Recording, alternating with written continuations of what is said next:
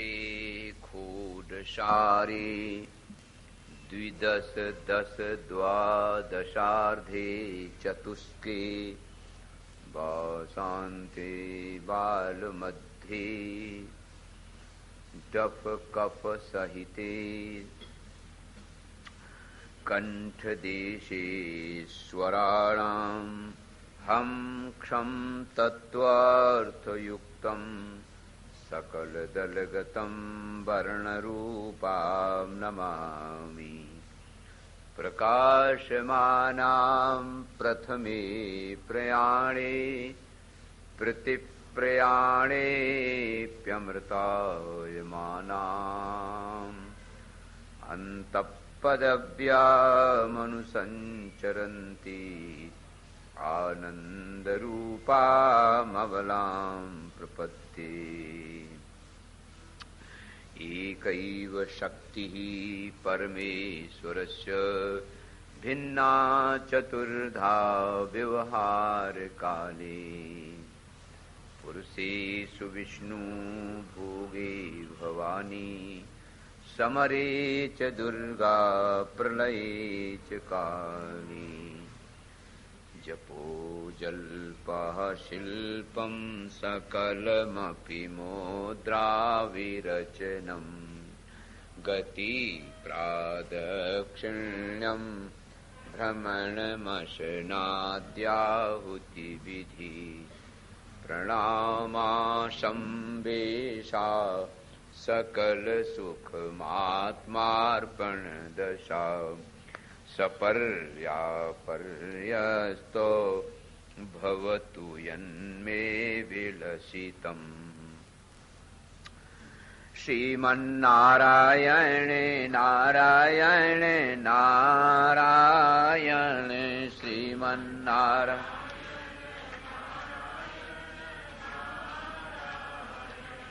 श्रीमन्नारायण नारायण नारायण श्रीमन्नारायण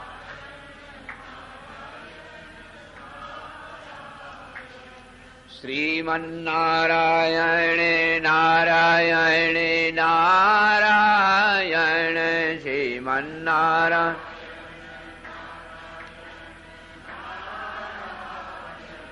श्रीमन्नारायण नारायण नारायण श्रीमन्नारायण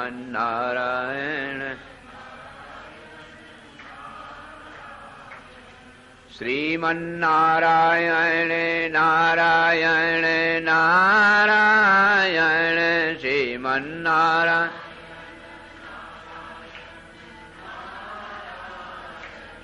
श्रीमन्नारायण नारायण नारायण श्रीमन्नारायण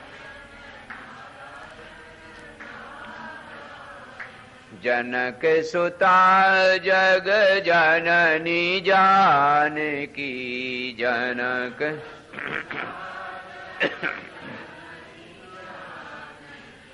अतिशय प्रिय करुणा निधान की अतिशय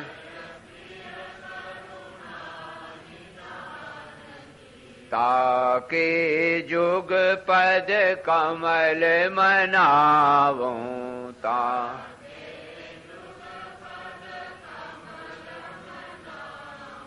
जासु कृपा निर्मल मति पावों जासु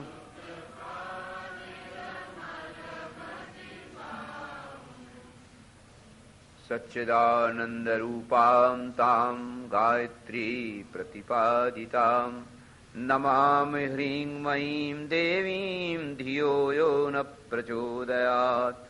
नमो महद्भ्यः ब्राह्मणेभ्यो नमो नमः। परम प्रेमास्पद परमात्म स्वरूप, कल आप सुन रहे थे आचार प्रथमो धर्मः। आचार पहला धर्म है। हमारे जीवन की रहनी रोज रोज की कैसे हम रहें, कैसे क्या करें।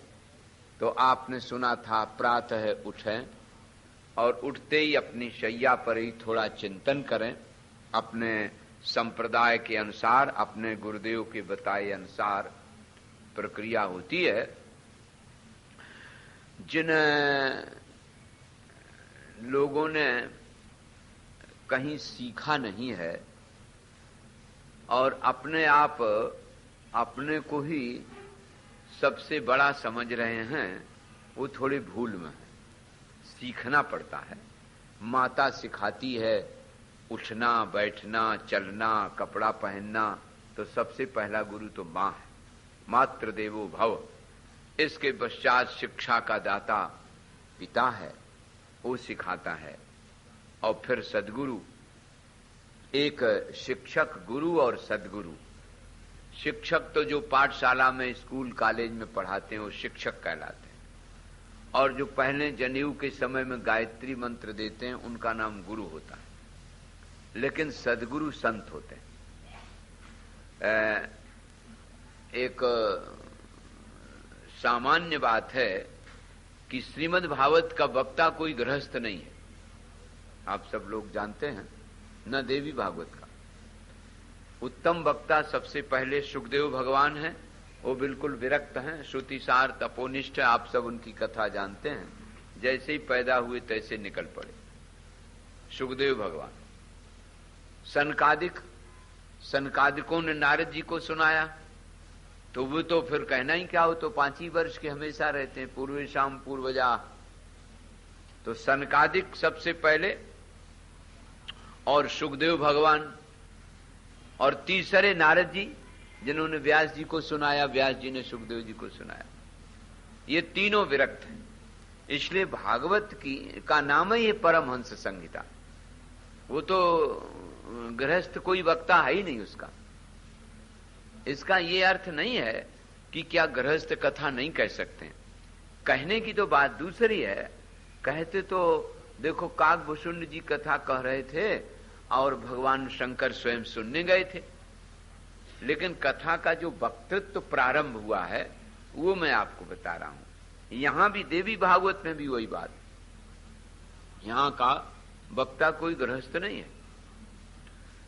स्वयं भगवान, स्वयं नारायण, और देखो देवर्षि नारद जी श्रोता। तो वो जो परंपरा है ना परमहंस की, परमहंस से ही बनती है। गृहस्थ एक परपाटी कई कई जगह है, बोले गृहस्थ को गृहस्थ से ही कथा सुननी चाहिए और गृहस्थ से ही मंत्र लेना चाहिए। वो कई बार अपने मन में है आदमी कल्पना कर लेता, उनका निषेध नहीं है। कथा तो सब कोई कह सकता है। कथा तो जब काकभूषुंड जी कह रहे हैं और शंकर जी सुनने गए, सबको अधिकार है। लेकिन ये जो वक्तृत्व का अधिकार है वो विरक्तों को ही है, परमहंसों को ही है। ये परमहंस संहिता इसका नाम ही है। दोनों, श्रीमद् भागवत भी और देवी भागवत भी। इसी प्रकार से गुरु परंपरा है। तो माता पहला गुरु, फिर पिता, फिर शिक्षक जिन्होंने आई पढ़ाया, स्कूल कॉलेज पढ़ाते हैं, फिर जिन्होंने गायत्री मंत्र दिया। यहां तक तो गृहस्थ ठीक है, यहां तक गृहस्थ की गति है। गृहस्थ में भी ऐसे ऐसे संत हैं जिनमें वस्तुतः संतत्व है। कपड़ा पहन लेने से संतत्व नहीं होता, लेकिन भीतर से मन के द्वारा संतत्व होता है। लेकिन सद्गुरु का स्थान हमेशा महात्मा संत का ही होना चाहिए, क्योंकि वो उस प्रक्रिया से निकल आए। जो लोग गृहस्थ रहे और बाद में सन्यास हो गए, उनको भी सन्यास होने पर कम से कम प्रक्रिया तो सन्यास की मालूम हो ही जाती है। ऐसे बहुत से महापुरुष हैं जो पहले गृहस्थ रहे और बाद में सन्यास ले लिया। तो ये एक प्रक्रिया की बात है। तो यहां ये भी बात बताई गई कि जैसे परपाटी एक तो होती है, एक परपाटी ऐसी कि एक संप्रदाय ऐसा है कि जो पिता गुरु रहे, फिर इसके बाद उनका बेटा हो गया, फिर उनका बेटा हो गया। वो बेटा चाहे पढ़ा हो चाहे न पढ़ा हो, उसको बेचारे को ये भी मालूम नहीं है कि हमारे संप्रदाय में कितने ग्रंथ हैं, हमारे संप्रदाय के आचार्य के क्या लक्षण हैं, क्या उनकी शास्त्र की प्रणाली है। वो संस्कृत पढ़ा ही नहीं बेचारा, तो क्या कहेगा। वो तो बालक है, तो वो रिटायर हो जाते हैं उनके पिताजी और वो गुरुजी हो जाते हैं, बस वो परंपरा चलने लगी। तो वो बात यहां बता रहे हैं कि जिसने शास्त्र का सम्यक अध्ययन किया हो और ब्रह्म में निष्ठा हो, ऐसे गुरु चरणों में उपस्थित होकर के ये प्रक्रिया सीखनी चाहिए। जो स्वयं बंधा है वो बेचारा दूसरे को क्या छोड़ पाएगा। आप लोग इसको समझेंगे ध्यान से तो बात समझ में आ जाएगी। वस्तुतः ये गुरुजनों की एक परपाटी है। श्रीमद् भागवत में आया कि स्वयं श्री कृष्ण भगवान जिनके बेटा हैं, उन वसुदेव और देवकी का मोह नहीं छोड़ा सके। देवर्षि नारद जी ने नव योगेश्वर का प्रसंग सुनाया, तो नारद जी ने सोचा कि ये भगवान के तो बाप हैं, पिता माता हैं, और हमसे क्यों कह रहे हैं कल्याण करो हमारा। ध्यान धर के देखा तो उन्होंने कहा कि अच्छा, हाँ ठीक बात, गुरु परंपरा बनी रहे, नहीं तो लोग कहेंगे कि देखो उन्हें तो गुरु की आवश्यकता ही नहीं पड़ी। तो ये ज्ञान की गुरु परंपरा संतों से बनी रहे, इसलिए ये हमसे दीक्षा लिवा रहे हैं। तो बकायदे वसुदेव जी को दीक्षा दी देवर्षि नारद जी ने, और फिर उन्हें आख्यान सुनाया, और अंत में आया एतत् श्रुत्वा महाभाग वसुदेवोति विस्मिता देवकी च महाभागा जहतुर्मोहमात्मना। देवर्षि नारद जी के द्वारा दिव्य ज्ञान प्रसंग सुनकर उनका मोह नष्ट हो गया। इसलिए दुनिया में कोई चीज छूट जाए, संत का माध्यम जरूर होना चाहिए, और वो भी संत श्रोत्रियम ब्रह्मनिष्ठम समित पाणी ही तद विज्ञानार्थम सा गुरुमेवाभिगच्छेत। ये श्रुति है, वेद की वाक्य है। ऐसा जिसने संपूर्ण शास्त्रों को पढ़ लिया हो, ब्रह्म में पूर्ण निष्ठा हो, पूर्ण वैराग्य हो, किसी का किसी प्रकार से घर द्वार परिवार से आसक्ति न हो, ऐसे गुरु चरणों में उपस्थित होकर के श्रद्धा पूर्वक नारायण सीखना चाहिए। प्रणवेन तु संयुक्ताम व्याहृतित त्रय संयुताम। और फिर जैसा आप सुन रहे थे, स्नान इत्यादि करके और प्रणव पूर्वक 3 व्याहृतियां गायत्री में मानी गई हैं, उनका करके और संध्या वंदन करना चाहिए। अब इसमें नारायण एक बात और ध्यान देने की है कि 4 शुद्धियां होती हैं। पहले ये शरीर शुद्धि है, तो शरीर शुद्धि आपने देखा कि सवेरे उठे, ध्यान किया और फिर शौच स्नान, ये शरीर शुद्धि हुई। इसके बाद शरीर शुद्धि की शरीर आसन भी हैं। आसन स्वस्तिक आसन, सिद्धासन, पद्मासन, जिस आसन से आराम से बैठ सको वो आसन भी शरीर को शुद्धि करते हैं, स्थिरता लाते हैं आसन में। इसके बाद विभूति धारण और रुद्राक्ष धारण। तो ये जो विभूति है, विभूति या चंदन, तो कोई जैसे वैष्णव लोग हैं 3 तिलक लगाते हैं अपने अपने संप्रदाय के अनुसार, शैव लोग इस प्रकार का त्रिपुंड लगाते हैं, और शाक्त लोग बिंदी लगाते हैं। तो इस प्रकार से अलग अलग संप्रदाय के अनुसार ये सब शरीर शुद्धि, वो भी आवश्यक है। बेलपत्र इत्यादि की भस्म बनाते हैं और फिर रुद्राक्ष धारण करते हैं। एक बार भगवान शंकर दैत्यों से पीड़ित देवताओं की सहायता करने के लिए अघोर अस्त्र का स्मरण करते हैं।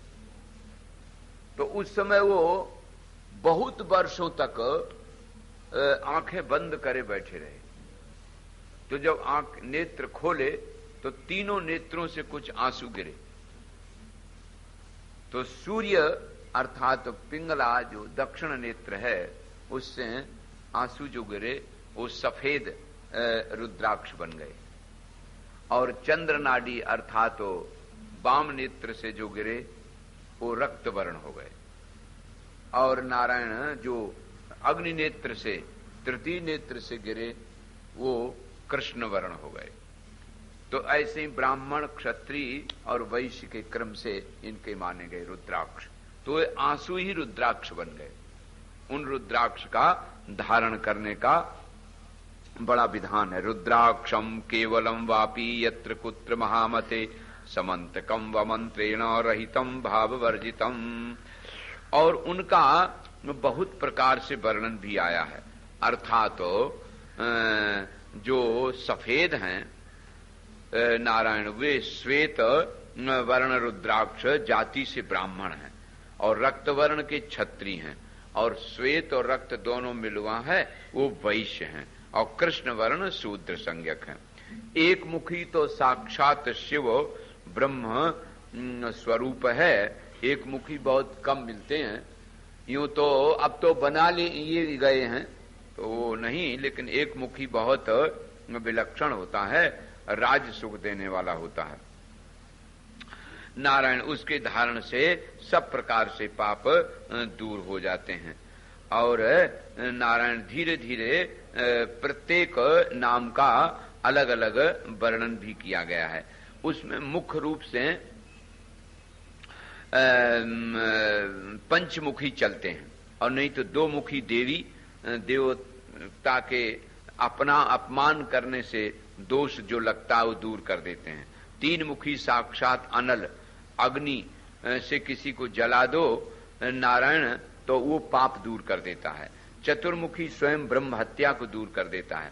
पंचमुखी रुद्र कालाग्नि नामक है, अभक्ष कोई खाले अपराध से तो वो दूर हो जाता है पाप।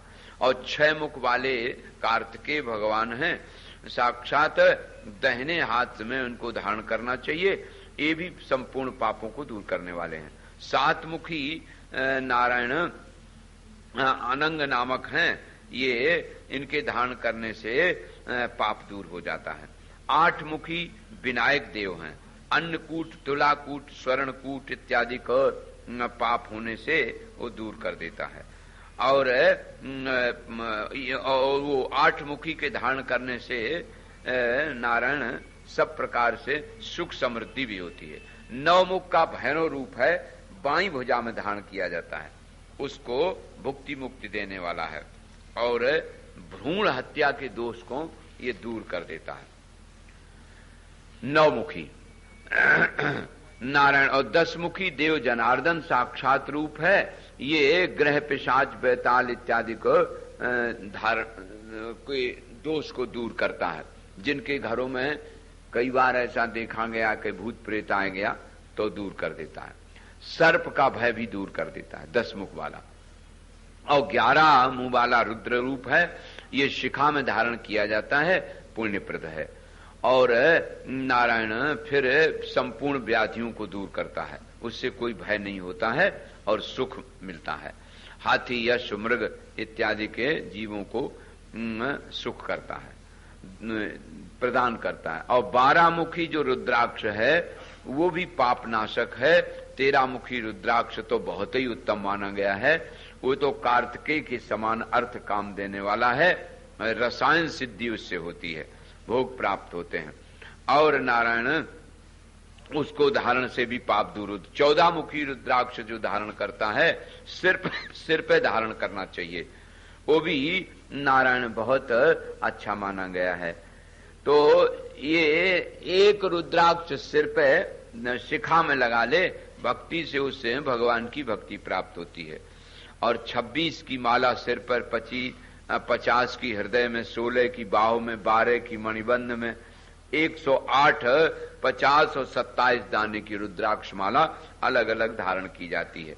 और जपना चाहिए तो 108 वाली धारण करना चाहिए। माला को पहले अभिषिक्त किया जाता है, उसकी विधि है, पहले दूध में और फिर उसको भगवान के पास दूध में डाल कर रख दिया, और फिर रात भर भगवान के पास रखी रही, फिर सवेरे उसी से अभिषेक कर दिया, और फिर घी में थोड़ा मिला के उसका गंगा जल से धो के और फिर घी में मिला के उसको तब जपा जाता है। मूल मंत्रम निषेध पश्चात पूर्वत कारयेत तथा माला का शोधन कहलाता है। तो इस प्रकार से रुद्राक्ष की माला अनेक मंत्रमणियों की और अनेक मुखमाली होती है। रुद्राक्ष के दर्शन से, स्पर्श से ही संपूर्ण पाप नष्ट हो जाते हैं। तो वो जो त्रिपुरासुर ने, जिसने बहुत कष्ट दिया, भगवान शंकर ने नारायण इसको धारण करके और फिर उसको मार दिया। तो इस प्रकार से मणिबंधित रुद्राक्षो मोक्ष साधन का परा, कौन कौन मुख का कौन जगह धारण करें, ये भी विधान अलग अलग बताया है। तो शैव लोग उसको धारण करते हैं। शास्त्रम धारयेद्यस्तु रुद्राक्षाणाम धृतव्रता तम नमन्ति सुरा सर्वे यथा रुद्रस्तथैव सा। अभी हमारे काशी में हथियाराम मठ, जहां गुरुकुल विश्वनाथ कर्ण घंटा में है, वहां की परंपरा आई है। वो जैसे इसमें लिखा है इसी प्रकार से रुद्राक्ष पूरे शरीर भर में, गले में भी, हाथों में भी, बाहों में भी और कमर में भी बड़े बड़े रुद्राक्ष सब प्रकार के वहां धारण करने की प्रथा है। और फिर रुद्राभिषेक होता है, पूजन होता है। नारायण तो इस प्रकार से बताया कि समृद्धि देने वाला, धन धान से संपन्न करने वाला ये रुद्राक्ष होता है। रुद्राक्ष महिमानम च ज्ञात्वा सी सकृतार्थ का इत्थम भूतानुभावो यम रुद्राक्षो वर्णितो मया। नारायण कहते हैं कि वैसे तो ये बेर के समान मध्यम होता है और आंवले के समान उत्तम होता है, चने के समान अधम होता है, लेकिन यूं तो जो मिल जाए चारों प्रकार के रुद्राक्ष सबको लाभ देते हैं। और उसी प्रकार का एक भद्राक्ष भी होता है, एक शुभाक्ष भी होता है। नारायण तो श्वेत ब्राह्मण, लाल क्षत्रिय, पीत वर्ण वैश्य और कृष्ण वर्ण शूद्र जाना जाता है। उसी प्रकार से ब्राह्मण क्षत्रिय वैश्य को अपना अपना हिसाब से धारण भी करना चाहिए, और नहीं तो किसी प्रकार से कहीं कोई धारण कर सकता है, उसमें कोई नारायण दोष नहीं है। अब भगवान पर तत्व की धारण करने से नारायण उनको भगवान स्वयं कृपा पूर्वक उन्हें ज्ञान देते हैं। और एक मुखी रुद्राक्ष अगर मिल जाए तो बहुत ही अच्छा है, लेकिन वो मिलता नहीं है। दो मुखी अर्धनारीश्वर होता है, इसलिए अर्धनारीश्वर भगवान प्रसन्न होते हैं। त्रिमुखी अग्नि रूप है और नारायण फिर चतुर्मुखी रुद्राक्ष पितामह स्वरूप कहलाता है, महाज्ञान संपत्ति देने वाला है। पंचमुखी रुद्राक्ष पंच ब्रह्म वाला है, उसका धारण किया जाता है। छह मुखी कार्तिकेय रूप है, तो वो मातृ वात्सल्य सुख देने वाला है। इस प्रकार से ये सब मुख वाले रुद्राक्षों का नारायण वर्णन किया गया। अब ध्यान करना चाहिए। तो ये सब शरीर शुद्धि, तन शुद्धि। तो स्नान, आसन और भस्म धारण और रुद्राक्ष धारण। अब आया आगे प्राण, और प्राण और भूत कि शरीर पृथ्वी जल तेज वायु आकाश 5 तत्वों से बना हुआ, इन्हीं को महाभूत कहते हैं। ये भूत शुद्धि कहलाती है। भूत शुद्धि का भी जरा विधान है। वो कैसे है कि जैसे आप कई बार सुन चुके, ये शरीर हमारा 7 मंजिल का है। पहले गुदा के स्थान पर मूलाधार चक्र है, तो पैर के अंगूठे से लेकर के और गुदा तक, मूलाधार तक ये पृथ्वी तत्व है, और फिर नाभि तक जल तत्व है, स्वादिष्ठान से नाभि चक्र तक, मणिपुर तक, और फिर मणिपुर से नारायण अनाहत तक अग्नि तत्व है, और फिर इसके बाद विशुद्ध तक वायु तत्व, फिर आकाश तत्व, और फिर कंठ से लेकर के आज्ञा चक्र तक मन तत्व है, आज्ञा चक्र। तो ये क्रमशः लय किए जाते हैं। शांत सुस्थिर होकर के स्नान किया, फिर भस्म धारण की, रुद्राक्ष धारण कर लिया, अब शांत होकर के बैठ गए। अब बैठ के क्या किया कि धीरे धीरे धीरे धीरे अपनी सुषुम्ना जो नाड़ी है, इस सुषुम्ना नाड़ी का ध्यान किया। और ये जहां बैठी हुई है अर्थात रखी हुई है नारायण जगह पर, उसी को मूलाधार कहते हैं, और वही कुंडली है। तो सुषुम्ना मार्ग में ये कुंडली रहती है, ऐसा विचार करे। और फिर नारायण जीव ब्रह्म की एकता इसी से हुआ करती है। तो अब हिसाब लगाया कि धीरे धीरे मूलाधार से पृथ्वी को जल में लय कर दिया, और जल को तेज में, तेज को वायु में, वायु को आकाश में, आकाश को मन में, मन सात्विक अहंकार है, अहंकार को महान महत्व में और महत्व को प्रकृति में, और प्रकृति परमेश्वरी का स्वरूप इच्छा है भगवान की, वो परमात्मा में लय हो गई। क्रमशः इसको भूत शुद्धि बोलते हैं। और दूसरी बात एक ये है कि जब इसको ध्यान कर लिया तो ये भावना की कि हमारे बाएं ओर शरीर में एक पाप पुरुष है, वो काले रंग का है, बड़ा भयानक। तो रंग बीज किया और रंग बीज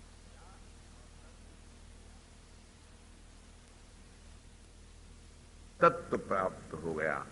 ये बताया गया है प्रकाशमानाम प्रथमे प्रयाणे, अर्थात जैसी मूलाधार से कुंडलिनी आगे को बढ़ी, प्रथम प्रयाण में प्रकाश प्राप्त हुआ। और प्रति प्रयाणे प्यमृतायमानाम, और फिर प्रत्येक में अमृत बरसाती चली जा रही है हर एक चक्र में, ऐसा ध्यान किया जाता। और फिर उसको वापस ले आए। ये अबला प्रकाश मानस स्वरूप अबला जो कुंडलनी है, इसका नारायण शोधन किया। और फिर प्राणायाम, तो शरीर का, मन का, प्राण का। तो प्राणायाम की एक प्रक्रिया है कि क्रमशः मन पूरक, रेचक और कुंभक। तो जब श्वास ली जाती तो उसको पूरक बोलते हैं। भेरण्य संहिता में इसका बड़ा विस्तार है, 8 प्रकार के प्राणायाम बताए गए, लेकिन मुख्य रूप से सरल यह है कि जब वायु ली तो अपना मंत्र से या समय से, जैसे मान लीजिए आपने 15 सेकंड में वायु ली, तो 15 चौको 60 सेकंड, 1 मिनट तक बंद रखना चाहिए, उसको कुंभक बोलते हैं। और फिर आधे कुंभक से आधे, पूरक से दूने 30 सेकंड में उसको वायु निकाल दी। पूरक, रेचक, कुंभक एक क्रम है। तो इसी क्रम से नारायण ये फिर वो प्राण शुद्धि होती है। तो तन शुद्धि, प्राण शुद्धि। अब देखो मन की शुद्धि आई। मन को क्या करते हैं, जब भूत शुद्धि कर ली आपने, अर्थात तो पंच महाभूतों को लय कर दिया, अब क्या बचा, ध्यान देना, पृथ्वी को जल, तेज, वायु, आकाश में लय कर दिया। इसके बाद ये ध्यान करो कि जो पृथ्वी हम लय करने जा रहे हैं, ये पृथ्वी जो इस शरीर में है, वो सारे ब्रह्मांड के जितने भी शरीर, सब में मिट्टी मिट्टी तो एक ही है। मिट्टी, जल, तेज, वायु अलग अलग तो नहीं है। जो हमारी नाक में वायु गई है, वही वायु सारे ब्रह्मांड के प्राणियों के नाक में गई है। अब एक करो इसको, हमारी देह की जो मिट्टी है, वो सब देहों की मिट्टी एक, जल एक, तेज एक, वायु एक, आकाश एक, मन एक, यहां तक पहुंचे। आकाश एक सबका, प्रकृति एक। इसका मतलब है व्यष्टि को समष्टि में मिला दिया। व्यष्टि को जब समष्टि में मिला दिया तो इसकी मन की शुद्धि हो गई। अब देखो, जो कहते हो ना मन नहीं लगता, मन के ही पीछे लोग प्राय पड़े रहते। मनोवैज्ञानिकों ने मन पर बड़ा विचार किया, और जो मनोविज्ञान लिखते हैं, बड़ी बड़ी पुस्तकें लिखी, मनोविज्ञान पे भाषण प्रवचन किया, उनसे पूछा कि तुम्हारा मन लग रहा है ना? बोले सो नहीं। मन नहीं लग रहा, और उसके बारे में तो बहुत कुछ लिख गए। तो ये मन की शुद्धि नहीं कर पाते। तन मनः असृजत, हमारी श्रुतियां ही इस बात की को विशेष रहस्य खोलती हैं। ये जो पाश्चात्य वाले, उनके यहां तो मन है ही नहीं, माइंड कोई कह दिया, शब्द ही नहीं है उनके यहां। लेकिन मन का जितना गहरा विचार हमारे दार्शनिक शास्त्रों में किया गया, उतना पाश्चात्य में नहीं। मन तो एक बहुत अच्छी चीज है। इंद्रियाणा मनश्चास्मि, भगवान कहते इंद्रियों में मन हम ही। मनसान मनसे नहीं मनसे नहीं द्रष्टव्यम, यन मनसा न मनुते। देखो, यन मनसा न मनुते, जो मन के द्वारा तो नहीं दिखाई देता है, लेकिन मन से ही वानुद्रष्टव्यम, मन के ही द्वारा देखा जाता। इसका अर्थ क्या हुआ कि जब आपका मन अपने आश्रय तत्व को समझ लेता है, अर्थात मन का जो साक्षी है वही वस्तु का अधिष्ठान भी है। ये बड़ी सरल बात है, कोई कठिन नहीं है। हम पुस्तक देख रहे हैं, मान लीजिए हम आंखें बंद किए ध्यान में बैठे और पुस्तक सामने आ गई, तो अब हम देखते कि मन हमारा पुस्तक में चला गया, मन के साक्षी हो गए। लेकिन पुस्तक का जी आश्रय भी तो मैं ही हूं। तो मन का साक्षी और वस्तु का जो अधिष्ठान तत्व है, जब उस तत्व में मन अपने को समझ लेता है तो मन की शुद्धि हो जाती है। मन की शुद्धि आवश्यक है। प्रेम देवता में होता है तो मन अपने आप लग जाता। कोई प्रियतमा अपने पति में मन लगाना नहीं पड़ता, लग ही जाता, लगा ही है। इसी तरह से मन, इसी तरह से बुद्धि है। तो मन की शुद्धि के लिए आपको ये चाहिए। तो एक शिरोव्रत का वर्णन करते हैं। शिरोव्रत, ये अथर्व में बड़े विस्तार से वर्णन किया गया है शिरोव्रत। और ये शिरोव्रत है क्या? ये उपनिषदों का ही रूप है। व्रत माने होता है संकल्प, प्रतिज्ञा। अलग अलग शाखाओं में शिरोव्रत का वर्णन किया गया है। तो वो कुछ मंत्र हैं, उन मंत्रों का उच्चारण किया जाता है। नारायण, तो इसे तो व्रत पाशुपत है, चीर्ण व्रत है, ब्राह्मणों ने कई प्रकार के व्रत किए हैं, तो उनको भी इसमें बताया जाता है। उन मंत्रों का ध्यान करके श्रुतराथर्वणि सूक्ष्मा सूक्ष्मार्थस्य प्रकाशिनी यदुवाच व्रतम प्रीत्या तन्नित्यम सम्यगाचरेत। उन अग्नि ऋत्यादिभिर्मंत्रै खड्भिर्शुद्धेन भस्मना सर्वांगोधूलनम कुर्यात् शिरोव्रत समावयम। दक्षिण में आपने कहीं कहीं देखा होगा, इतना सिर मुड़वा देते हैं चोटी से आगे को, और फिर उसमें भस्म लगाते हैं। वो उनकी उस शाखा, उधर कृष्ण यजुर्वेद है ज्यादातर, तो उस कृष्ण यजुर्वेद की शाखा में शिरोव्रत का नियम यूं है, इतना सिर बनवा दिया और वहीं उसमें भस्म लगा दी। वो लोग बड़ी भारी शिखा रखते हैं, फिर भस्म लगाते हैं। अलग अलग शाखा के अनुसार अलग अलग नियम है, उसके अनुसार ही उसको करना चाहिए। अब नारायण फिर पंचाक्षर मंत्र या प्रणव या अपने इष्ट मंत्र जो गुरु जी ने दिया है, अन्येषाम अपि सर्वेषाम बिना मंत्रेण सुव्रत उद्धूलनम त्रिपुण्यं च कर्तव्यम भक्ति तो मुरे।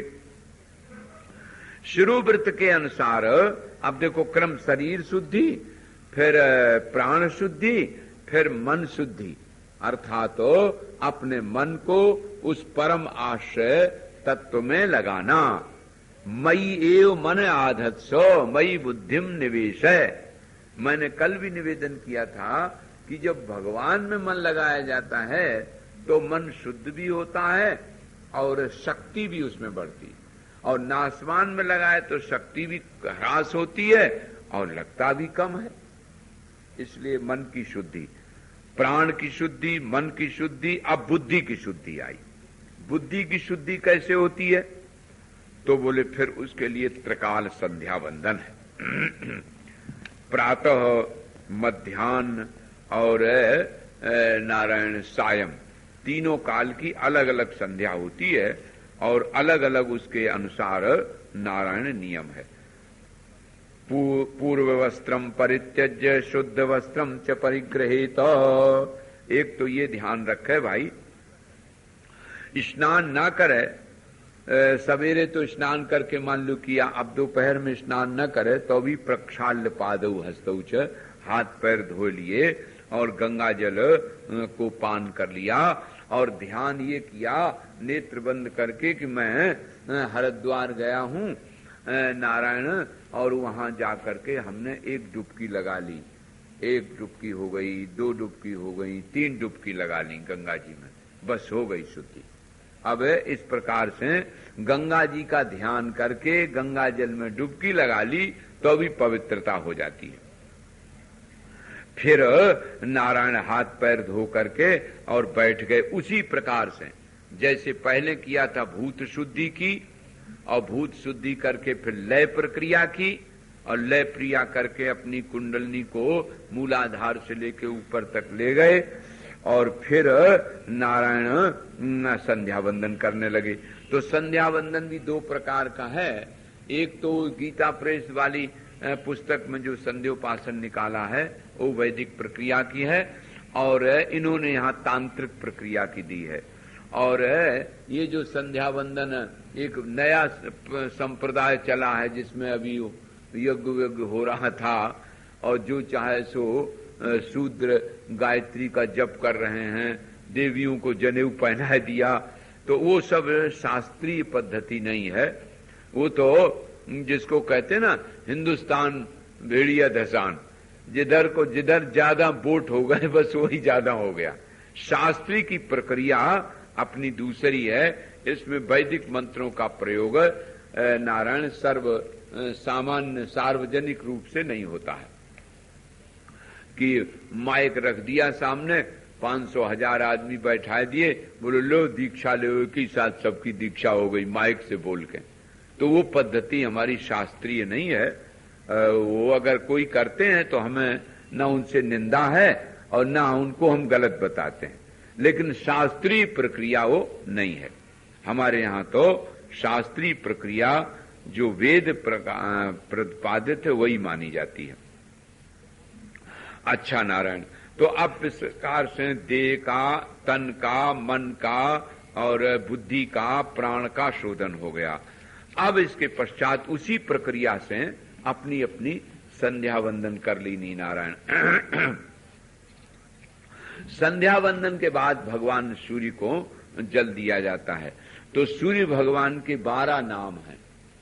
वो 12 नाम अगर उच्चारण कर ले तो बहुत बढ़िया, और नहीं तो अपने गायत्री मंत्र से दे दे, और नहीं तो ओम ह्रीं ह्रौं सूर्याय नमः, इतने मंत्र से भी भगवान सूर्य को जल देना चाहिए।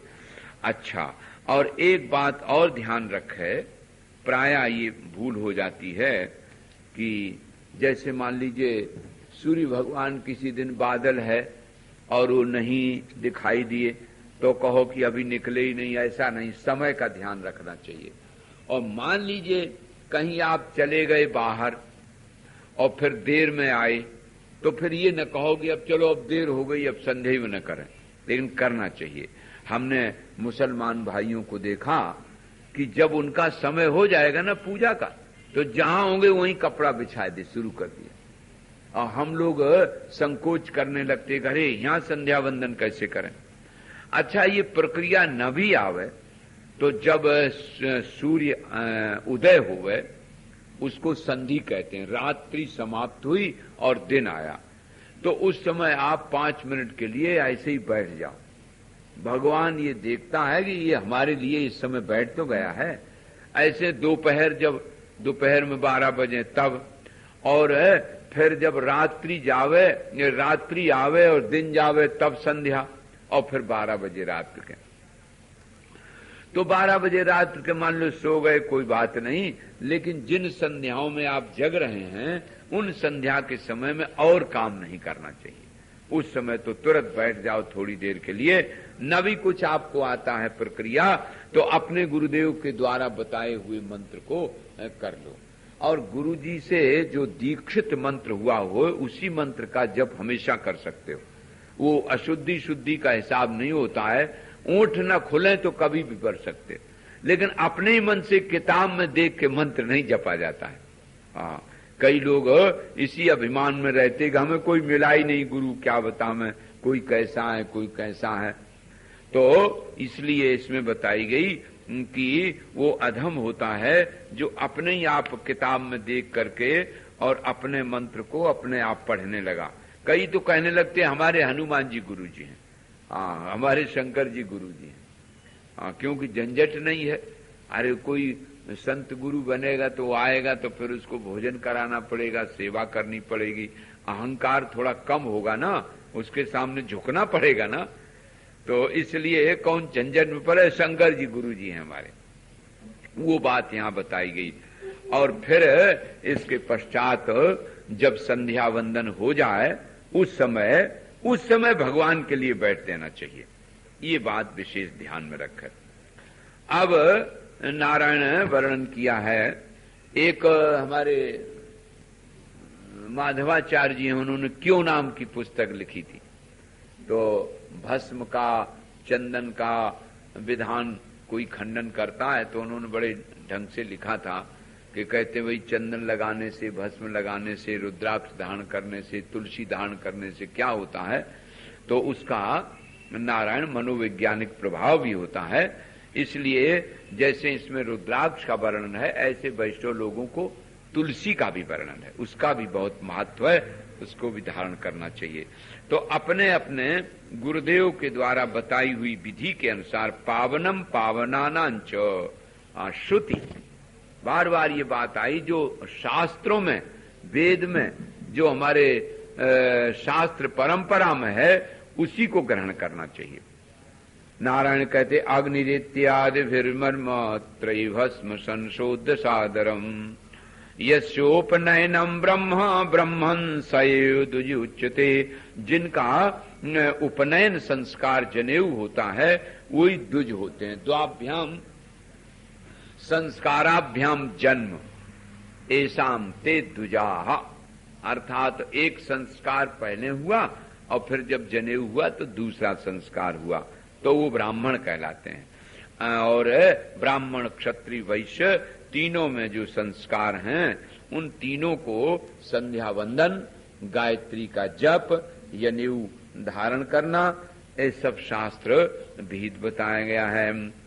और कहते हैं जो कभी किसी भी कारण से जिनसे अपराध हो जाए, जिनसे कोई दोष आ जाए, तो वो भी ये वेद निंदका संति सूर्य च गणेशितु ब्राह्मणानाम द्रोहिणो ये पतन तत्रैव ते मुने कामाचाराश्च ए संति तप्त मुद्रांकिताश्च ए। कहते हैं नारायण कि देखो नारद जी, जो ब्राह्मणों की निंदा करते हैं, वेद की निंदा करते हैं, और जो भस्म धारण, चंदन धारण, रुद्राक्ष धारण किए जाते हैं उनको पाखंडी बताते हैं, वे पापी नरकगामी होते हैं। उनको और उनके कहने से चिंता भी नहीं भक्त को करना चाहिए। अरे भाई, अपना जो जहां बैठा है वहां से बोल रहा है, उसके बारे में क्यों इतना हम ध्यान दें। हाथी जा रहा है, कुत्ते भूंकते रहते हैं, इसलिए उस पर ज्यादा ध्यान नहीं करना चाहिए। भक्त को शांत होकर के और अपने में ही विचरना चाहिए।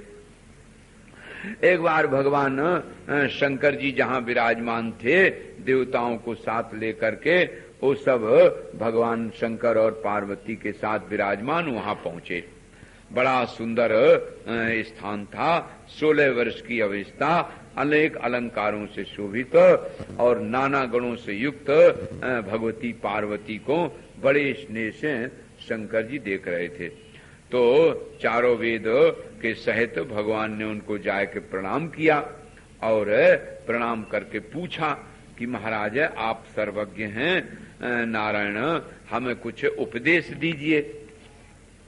उवाच मधुरम वाक्यम मेघ गंभीरया गिरा शृणु विष्णु तन्निमित्तम नाश्चर्यम त्वत्र विद्यते। नारायण कहते हैं, उन्होंने बताया भगवान शंकर ने कि देखो भाई, ये जो लोग हंसी करते हैं भक्तों की, तुलसी की माला, रुद्राक्ष की माला और भस्म को, त्रिपुंड को, वे पापी होते हैं, वो नरकगामी होते हैं। इसकी भी बड़ी महिमा होती है। अच्छा, और देखो, एक कम से कम वर्दी से भी दोष दूर होता है। जैसे पुलिस की वर्दी में कोई है ना, तो सामान्य जनता उस पुलिस को देख करके थोड़ा भय करेगी गलत काम करने से, और पुलिस को भी लगेगा कि देखो भाई, हम इस वर्दी में हैं, अगर हम ऐसा काम करेंगे तो समाज क्या कहेगा कि तुम पुलिस होकर के ही ऐसा काम कर रहे हो।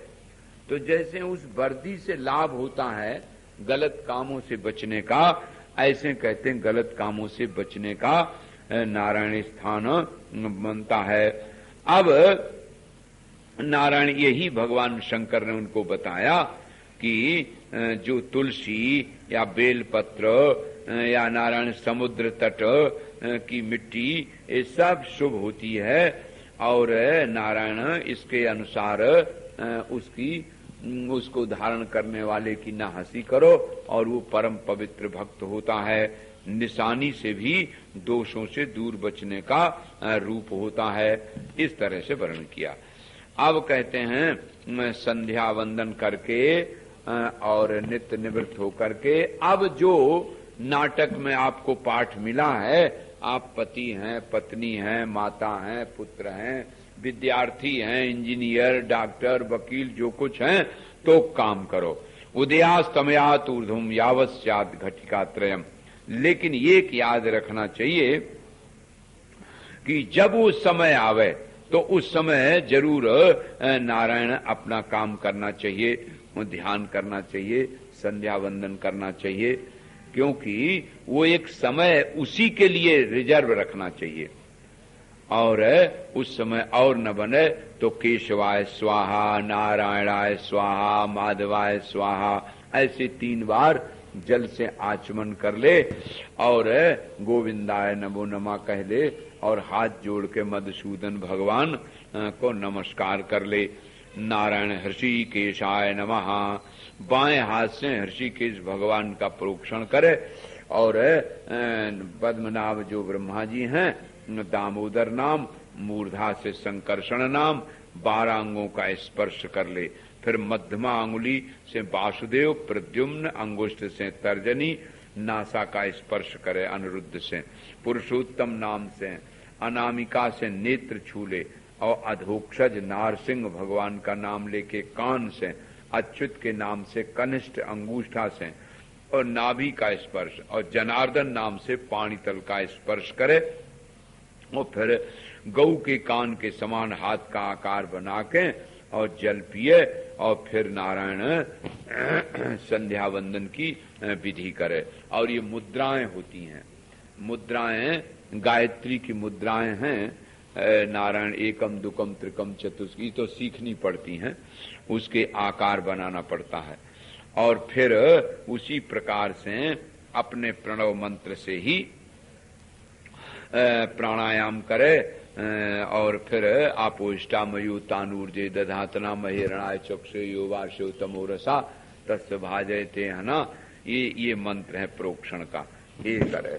फिर सूर्य भगवान को अर्घण कर दे। तो ऐसे फिर जप करे गायत्री का। तो जप की भी बात ऐसी है कि जो आसन आपको सुविधा पूर्वक लगे, जबरदस्ती नहीं कि आसन लगाया और फिर दर्द होने लगा तो दर्द होते समय फिर मन वहीं बना रहेगा। इसलिए भाई आसन ऐसा लगाना चाहिए जिससे नारायण ठीक से अपने समय पर बैठ सको। तो जैसे प्रणव के अनुसार अंगन्यास, करन्यास, अक्षरन्यास है, तैसे ओंकार का भी है और फिर माया बीज का भी है, ऐंग बीज का भी है। इनके अलग अलग अपने अपने गुरु के अनुसार करना चाहिए। रक्ताम भुजासनरूढ़ाम रक्तगंधानुलेपनाम भास्वन जपात प्रसूनाभाम कुमारीम परमेश्वरीम। ऐसे भगवती का ध्यान करे। रक्तमाल्याम वरधराम चतुरास्याम चतुर्भुजाम दुनेत्राम श्रुग श्रुवामालाम कुंडिकाम चैव विभ्रतीम सर्वाभरण संदीप्ता ऋग्वेदाध्यायनी पराम हंस पत्रा मावनीय मध्यस्थाम ब्रह्मदेवताम। ऐसे ध्यान करे। तो प्रातः की कोई इसी को हंस वाहना मानते हैं और सायं की रौद्री मानते हैं और दोपहर की वैष्णवी, और कोई कोई इसी को बदल के भी मानते हैं। अलग अलग अपनी अपनी परंपरा है। एवं नित्यम जपम कुर्यात ब्राह्मणो विप्रपुंगवः। लेकिन ओंकार इधर भी गायत्री के और अंत में भी, तो प्रणव संपुट 6 ओंकार 1 गायत्री, 5 प्रणव से युक्त जप करने की भी आज्ञा है। तो जितनी संख्या का जप करे उसके 8वें भाग से ओम परो रज से इत्यादि मंत्र लगा के चतुर्थी पाद जप लेना चाहिए। और वो ब्राह्मण नारायण सायुज्य को प्राप्त होता है। गायत्री का चौथा पाद परोर से सावधोम, इसका ध्यान करना चाहिए। कहते हैं हृदय में एक कमल खिला हुआ है और कमल का ऊपर को मुख है, ऊर्ध मुख, और उसमें तीन तरफ सूर्य और चंद्र और अग्नि इस तरह से हैं। ये आ उ मा हो गया, सोम सूर्य अग्नि का बिंब रूप प्रणव। उसमें अचिंत रूप एक सिंहासन है, अचल परम सूक्ष्म ज्योति आकाश का सार रूप सच्चिदानंद रूप आनंद का देने वाला है। वही तुरिया गायत्री की मुद्रा है। त्रिशूल योनि सुरभि अक्षमाला लिंग अंबुज महामुद्रा, ये 7 दिखाए जाते हैं। और वो सच्चिदानंद रूपणी जो गायत्री है, ब्राह्मण उसको ध्यान से नमस्कार करे। ध्यान योग देव को पंचोपचार पहले पूजन कर ले और फिर हम अपने मंत्रों से उसकी पूजा हो जाती है। जैसे है लम पृथ्वी का बीज है ना, तो लम पृथ्वी नमः अर्थात गंधम समर्पयामी, पृथ्वी का गुण गंध है। और फिर जल स्वादिष्ठान का है तो बम बीज है, तो बम बीज का उच्चारण करके बम स्मरण किया और जलम समर्पयामी। और फिर रंग तो इससे आरती हो गई, अग्नि बीज है। और फिर यम वायु बीज है। और फिर हंग आकाश पुष्पमाला हो गई। और फिर नारायण मन का ओम प्रणव है, तो उसको समर्पित कर दिया। ऐसे एक एक करके हम आकाशात्मने पुष्पम समर्पयामी नमो नमः ऐसे कह दिया। यम से वायु का धूप समर्पयामी नमः ऐसे कह दिया। तो फिर इसके बाद रम से अग्नि आरती हो गई, बम से अमृतात्मन नैवेद्य हो गया, यम रम लम बम हंग कह करके पुष्पांजलि दे दी। इस प्रकार से पूजा करके अंत में बुद्धा कर दे। और मन से अपने इष्ट देवता का ध्यान करे, जिसका जो नारायण है, कृष्ण है, शिव है, राम है या भगवती देवी है, उनका ध्यान करे। गर्दन को हिलाना नहीं चाहिए, दांत दिखाना नहीं चाहिए और जप में ओंठ खुलना नहीं चाहिए। विधि पूर्वक 108 बार कम से कम तो करना ही चाहिए, और नहीं तो अधिक से अधिक जप करे तो बहुत लाभ होता है। ओम भूरिति ऋग्वेद पुरुषम तर्पयामि, ओम भुवाहिति यजुर्वेदम तर्पयामि, ओम स्वाहा इति सामवेदम तर्पयामि, ओम महा इति अथर्ववेदम तर्पयामि, ओम जना इति इतिहास पुराण पुरुषम तर्पयामि, ओम तपः सर्वांग पुरुषम तर्पयामि। इस तरह से ये तर्पण भी बाद में कर लेना चाहिए। फिर त्रिपदाम गायत्रीम तर्पयामि, सांकृति सर्वजिति गायत्रीम तर्पयामि।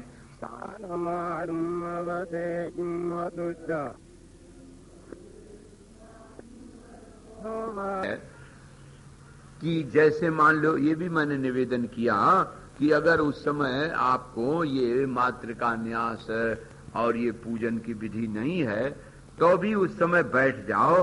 भगवान के लिए बैठना जरूर चाहिए। गुरुदेव की आज्ञा लेकर के ही नारायण मंत्र जप करना और पूजा करना।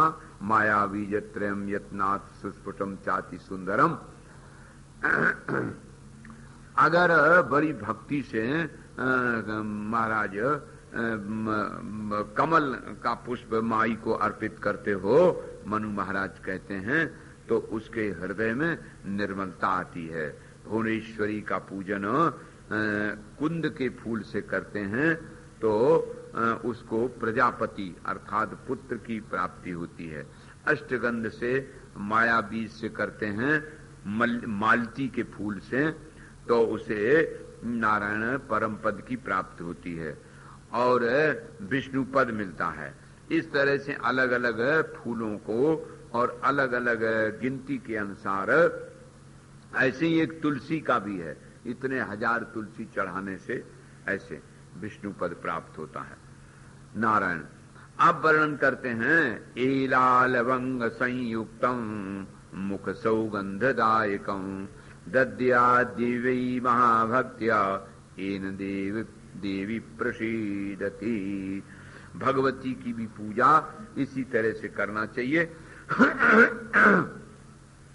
एक बृहद्रथ नाम का राजा था। तो वो राजा एक हिमालय देश में चक्रवाक पक्षी था। वो अनेक देशों में भ्रमण करता करता काशी जी पहुंच गया। वहां प्रारब्ध के बस अन्नपूर्णा जी के स्थान में गया और वहां नारायण सोचा कि क्या खाएं क्या पिए, कुछ रहने के लिए है नहीं। तो सोचा कि चलो अभी कुछ नहीं खाने पीने को मिल रहा है तो मां की परिक्रमा कर लें। तो अन्नपूर्णा के मंदिर के आसपास उसने परिक्रमा कर ली और जैसी परिक्रमा की तैसे महाराज उस जगह को छोड़ करके वो तो एक दिव्य विमान के लिए तैयार हो गया और दिव्य रूपधारी होकर के और वो स्वर्ग में चला गया। और स्वर्ग में जाकर के नारायण फिर वहां रहा बहुत दिनों तक और फिर इसके पश्चात फिर यहां आकर के राजा बना। उसी का नाम बृहद्रथ है। तो वो एक दिन महात्मा लोग वहां गए और उससे पूछा कि भाई तुम ये बताओ तुम्हें अपने पूर्व जन्म की और सब बात याद कैसे है? हम लोगों को क्यों याद भूल जाती है, पूर्व जन्म की बात यादें नहीं रहती, और तुम्हें सब याद है, सो कैसे याद है? तो उसने बताया कि मैं इस प्रकार से व्रत रहा, भूखा था और व्रत में अन्नपूर्णा की परिक्रमा कर ली, अन्नपूर्णा की आरती में शामिल हो गए, अन्नपूर्णा की पूजा में हम भी शामिल हो गए भाई। तो उससे हमको ये याद है। अब आप देखिए ये महात्म वर्णन है। इसका अर्थ ये हुआ कि अगर आपके जीवन में श्रद्धा है, आहार विहार ठीक है और देवता के प्रति आस्था है तो देखो इतना लाभ होता है। ये महात्म वर्णन कहलाता। एषाम तु जन्म साफल्यम तेषाम श्रद्धा तु जायते, एषाम तु जन्म सांकर्यम तेषाम श्रद्धा न जायते। और जिनके जीवन में अच्छे संस्कार नहीं है उनको श्रद्धा नहीं होती। इसलिए मैंने आपको ये कथा सुनाई कि देखो प्रदक्षिणा मात्र से उसका कल्याण हो गया। अब फिर वो जब इसमें आया तो उसने कहा अब हम संध्या वंदन और भगवान का सब बताया हुआ करते हैं। दुराचम दुज पूर्वम दुजमार्जन मथाचरित उपस्प्रसेद सभ्य पाणिम पादौ च प्रक्षेद मनाहा। अब नारायण बताते हैं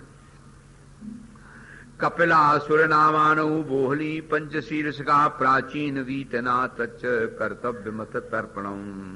फिर सुलभा मैत्री तृप्यतु कहोला कौशितक महाकौशितक इनका तर्पण कर दे। फिर नारायण जैसे वैश्यदेव की पूजा भी होती है उनको करना चाहिए। अब पहले तो महाराज महात्मा लोग या ब्राह्मण लोगों को और कुछ काम था नहीं और राजा लोग उनका पोषण करते थे, इसलिए वो विधिवत ध्यान करते रहते थे। फिर देवी का ध्यान करे, बोले पीतांबर धराम देवीम सच्चिदानंद रूपणीम सामवेदेन सहिताम संयुताम सत्वर्तमना व्यवस्थिताम तु स्वर्लोके आदित्य पथगामनीम आवाहयाम्यहम देवी मायांती सूर्यमंडलात। ऐसे भगवती का ध्यान करे और अलग अलग माने जो हंस वाहना है वो सरस्वती हैं उनका ध्यान, और लक्ष्मी नारायण रक्तवर्णा, और फिर रौद्री भगवती भवानी शाम के इनका वर्णन, और उसी प्रकार से उनका तर्पण विधान भी दिया जाता है। अब कहते हैं इस तरह से ये सब करे और फिर भोजन के लिए भी बताया। भोजन कितना करना चाहिए साधक को, तो बोले ब्रह्मचारी यथेष्टंच गोमूत्र विधि पूर्वकम प्रोक्षणम नौवारंच खड़वारंच त्रिवारकम। अच्छा तो ये हो कि मांग के भिक्षा लावे। ब्रह्मचारी को चाहिए कि 5 घरों में जावे और 5 घरों में जा करके उनसे भिक्षा ले आए और फिर गंगा जी में पुटली डाल दी, और नहीं तो गोमूत्र का भी प्रोक्षण करने से वो पवित्र हो जाती है। ऐसी भिक्षा करने से भी नारायण उसके जीवन में गायत्री का निवास हो जाता है। और ये पुरुष चरण की विधि है। देखो गायत्री के पुरुष चरण हो या कोई पुरुष चरण हो, 7 बातें तो उसमें एक ही होती है। जैसे एक वस्त्र, एक जोड़ा कपड़ा पहले ही अपने तैयार रख लो, उन्हीं को बार बार बदला जाता है, तीसरे जोड़ा का कपड़ा फिर नहीं लिया जाता है। एक अन्न, ऐसे जब पुरुष चरण करना है किसी विशेष कामना से, तो एक अन्न का मतलब जैसे गेहूं ले लिया तो फिर गेहूं की रोटी बना ली, दरिया बना लिया, सब्जी से पा लिया, दूध दही से पा लिया, दूसरा अन्न फिर न हो। तो एक वस्त्र, एक अन्न, एक देश, जगह भी बदलती नहीं है, एक काल, जय बजे आज शुरू किया वही कल भी होना चाहिए, देश काल, माला बदलती नहीं, और ध्यान और साधन और लक्ष्य और इष्ट इनका एक सा ही रहे। और जैसे आपने दीपक जगाया और दीपक जगा करके मंत्र प्रारंभ किया और बाई चांस किसी कारण से वो दीपक शांत हो जाता है तो उसको फिर जगा देना चाहिए। अथवा बीच में आपके मंत्र जप करते समय कोई जरूरत आए पड़ी, लव शंका इत्यादि को, तो कहते हैं उसको रोकना नहीं चाहिए, लव शंका करके और दोबारा आकर के फिर हाथ पैर धो करके शुद्ध पवित्र होकर के बैठ जाना चाहिए। लेकिन पुरुष चरण की विधि में ये है कि उसको जितने दिन करे 6 महीने, 3 महीने, 1 वर्ष, जैसा जैसा हो, 1 लाख नारायण जपने से ब्राह्मण सिद्ध हो जाता है। और अलग अलग विधान है उसे, तो जितना बन सके, एक दिन पंचगव्य, एक दिन वायु का भोजन, एक दिन ब्राह्मणों के यहाँ अन्न ला के खा ले, और गंगादि तीर्थों में जाके जल के भीतर अगर 100 बार जपे, 100 बार जपे तो सब पाप छूट जाते हैं। और चांद्रायण कृच व्रतों को का फलों से मिलता है।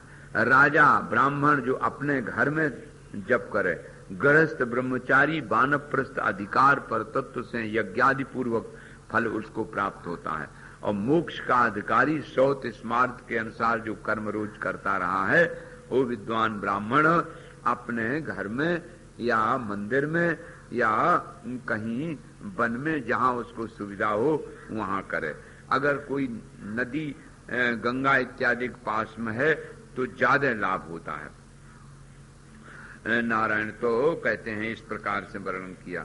फिर कहा कि उतने दिनों तक शरीर में तेल न लगावे और क्षौर कर्म न करावे और अशुद्धि के कोई स्थान पर न जावे और मौन रहे, जितने देर वो पुरुष चरण चलता है नारायण, और पंच यज्ञ द्वारा करता रहे। सवेरे अपने नित्य कर्म करके गायत्री का जप किया और फिर उठे तो रोज थोड़ा रोज हवन कर लिए, तो अंत में फिर दशमांश हवन और फिर तर्पण, फिर अभिषेक, फिर ब्राह्मण भोजन, ये क्रम रहता है। लेकिन रोज रोज करने में भी एक ही माला कम से कम रोज कर ले, और फिर गोग्रास दे देवे गाय को, और फिर अलग अलग बताएगा उसे इतना मुट्ठी प्रमाण आटा का, जितना एक बार में इतना आवे इतने बनावे, और रोटी बना करके एक पहले गाय को दे दे और शेष अपना पाए लेवे। इस प्रकार से उसको करना चाहिए। कहते हैं अहंकार पशुश्चात्र प्रणवा परिहृता बुद्धिश्च पत्नी संप्रोक्ता यद धीनो गृहाश्रमी पुरो वेदिस्तुरोमाणी दर्भासु सुख सुभु करो। यहाँ एक रूपक दिया है कि देखो सब यज्ञों के फल की प्राप्ति गायत्री से हो जाती है। हृदय कमल कोई अरणी मथानी बना ले, वायु की रस्सी कर ली और चक्षु ध्वरु कर ले, तर्जना मध्यमी अंगुली मिला के प्राणों की आहुति देने लगे, मध्यमा अनामिका अंगुष्ठ से अपान की आहुति, कनिष्ठिका अनामिका अंगुष्ठ से ध्यान की, कनिष्ठिका तर्जनी अंगुष्ठ से उदान की, नारायण ऐसे आहुति दे दे और सब के अंत में स्वाहा लगा के ओम प्राणाय स्वाहा ऐसे कह करके हवन। नाभि में दक्षिणाग्नि, अधस्थान में नारायण स्थान दे दे और ये ध्यान करे कि मानो ये बुद्धि पत्नी है जिसके अधीन यह गृहस्थाश्रम है, और हृदय वेदी है, रोम दर्भ है, सुख दोनों हाथ हैं और हम हवन कर रहे हैं। एक प्रक्रिया ये भी है कि नाभि में अग्नि तत्व है, तो एक खूब जलता हुआ अग्नि कुंड है नाभि में, और उस नाभि में हम अपने काम, क्रोध, लोभ, मोह, राग, द्वेष, वैमनस्य इन्हीं सब विकारों को आहुति देते हैं 28 बार अपने मंत्र से, तो उससे भी पवित्र और शुद्ध हो जाता है। इस तरह से रोज अनुष्ठान पूर्वक पुरुष चरण की विधि करनी चाहिए। नित्यम त्रिशवर्ण स्नानम शूद्र कर्म विसर्जनम नित्य पूजा नित्य दान आनंद स्तुति कीर्तनम। कहते हैं श्रुति और स्मृति में बताए हुए जो कर्म कांड हैं और पुरुष चरण हैं, इन और ऋषि महात्माओं ने जैसे बताए हैं उनको करना चाहिए। अब एक बात आई कि कई लोग कहते हैं गायत्री को सांप लगा हुआ है, वशिष्ठ, विश्वामित्र इत्यादि का, तो उसके दो मत हैं। जो लोग कहते हैं कि माता को भला कौन देगा नारायण शाप, तो उनकी दृष्टि में तो शापोद्धार की जरूरत नहीं है, लेकिन जिनको ऐसा मनोविज्ञान है तो उनको शापोद्धार का मंत्र भी बताया गया है। नारायण आप कहते हैं कि तीनों ओंकार सहित 10,000 गायत्री जप और अपने आचार्य से पूछ के उनकी विधि से तर्पण करे, उस समय बोले ना, भाषण न करे और किसी का दूसरे का स्पर्श न करे नारायण। और 8,000 3 चांद्रायण की तरह वो ब्रह्मलोक में गमन करता है और 10 चांद्रायणों से छंदों को जानकर कामनाओं की पूर्ति कर लेता है। और नारायण इसी प्रकार से 3 दिन उपवास करे, वो कृच्छ व्रत करे, तिगुना उससे तो भी लाभ होता है। और नहीं तो अगर ये ना बन सके शरीर के स्वास्थ्य की दृष्टि से, तो नारायण फिर उसको उसी क्रम से अपने सामर्थ्य के अनुसार जप करना चाहिए। रही बात व्रत की, तो जैसे छाण व्रत चंद्र दृष्टि से होता है, चंद्रायण अर्थात आज कृष्ण पक्ष से शुरू किया तो आज जैसे 2 घड़ी बाद चंद्रमा निकलेगा था उतना भोजन, फिर 4 घड़ी, फिर 4, फिर ऐसे ऐसे अमावस को बिल्कुल बंद हो जाता है भोजन। अब फिर बढ़ते गए, 2 से बढ़ाने लगे, आगे पूर्णिमा को फिर पूर्ण भोजन होता है। ऐसे ही चांद्रायण व्रत पूर्वक भी कोई करते हैं, और कोई गंगा जी में खड़े होकर के जप करते हैं जितनी देर, और फिर जप के बाहर आ गए नारायण, और फिर उनको उस प्रकार से भी उसका विधान करते हैं। हमारे धर्म सम्राट पूज्य पाद स्वामी करपात्री जी महाराज गंगा जी के किनारे किनारे गंगा सागर, गोमुख से लेके गंगा सागर तक और फिर गंगा सागर से गोमुख तक, ये भी प्रक्रिया है अपने गंगा की परिक्रमा करते हुए जप करना, उनकी परिक्रमा करना। नारायण दीर्घ जीवन की अगर अच्छा करे तो ऋतुजों को बुला करके उनको विधिवत संतुष्ट करना चाहिए और दक्षिणा दे। और अभिचार का महाभय हो तो शनिवार के दिन पीपल के नीचे बैठ के 100 बार गायत्री जप करे, भूत रोग आदि उपचार महाभय से छूट जाता है। और पर्व पर्व में नारायण दूध के साथ हवन करे तो वो व्याधि नाशक होता है। और ज्वर शांत के निमित्त आम के और दूध दही के मधु के हवन से राजयक्षमा टीबी की बीमारी दूर हो जाती है। और बच्चों दूध में मिलाए के अगर हवन करे तो 6 रोग दूर हो जाता है।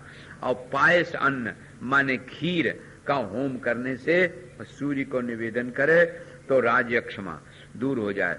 6 शांति के लिए सोमलता की पोरी को अमावस के दिन ले आवे और उसका गायत्री मंत्र से हवन करे। अर्थात गायत्री से तमाम रोगों को दूर करने के लिए कौन रोग के लिए कौन सी लकड़ी से हवन करें, तब उसका विधान है। कपिला गाय हो उसके घी से हवन करे तो मसूरी का चेचक की बीमारी दूर हो जाती है। और गूलर के पेड़ से अथवा पीपल के पेड़ की रज बना करके करे हवन तो नारायण उससे पिपील का छोटी छोटी जो फुंसियां हो जाती हैं वो दूर हो जाती हैं। ऐसे हरेक रोग के लिए हरेक सामग्री बताई गई। और बंधन से निवृत्त करने के लिए भी गायत्री का विशेष विधान गया। भूते दिव्यो विमुच्येत जलम पीत्वा विमंत्रितम अभिमंत्र शतम भस्म न्यसेत भूतादि शांतये। जहाँ भूत प्रेत का भय हो गायत्री मंत्र के जल लेकर के और उस पर छिड़क दे तो वो भी तुरंत दूर हो जाता। 1 महीने तक 100 कमल प्रतिदिन हवन करने से अकंटक राज्य मिल जाता है। और अश्वत्थ माने पीपल की समधाओं का हवन करने से युद्ध में विजय होती है। और आंक मंदार की समधाएं करने से भी विजयी होता है। नारायण इस प्रकार से गायत्री का प्रयोग होता है। एक पादौ जपेत ऊर्ध्वबाहु रुद्धानिलम वशाह मांस सतमवाप्नोति यदेच्छे चित कौशिका। कहते हैं 300 व 3000 जप से संपूर्ण कामनाएं पूरी हो जाती हैं। और जल में खड़े होकर के 100 बार जपे तो भी लाभ हो जाता है। फिर प्राण का अपान रोक कर प्रतिदिन 300 गायत्री जपे तो महाराज जैसे विश्वामित्र को सिद्धि हो गई थी ऐसे उसको सिद्धि हो जाती है। 5 वर्ष ऐसे लगातार जपे तो अणिमा गरिमा लघुमा सिद्धियां प्राप्त हो जाती। 11 वर्ष जपने से नारायण ब्रह्मत्व को प्राप्त हो जाता है। जो नारदादि ने तप किया है उसके समान वो तप को प्राप्त कर लेता है। अब बोले कि इस प्रकार से हमने आपको गायत्री का विधान, पुरुष चरण का विधान,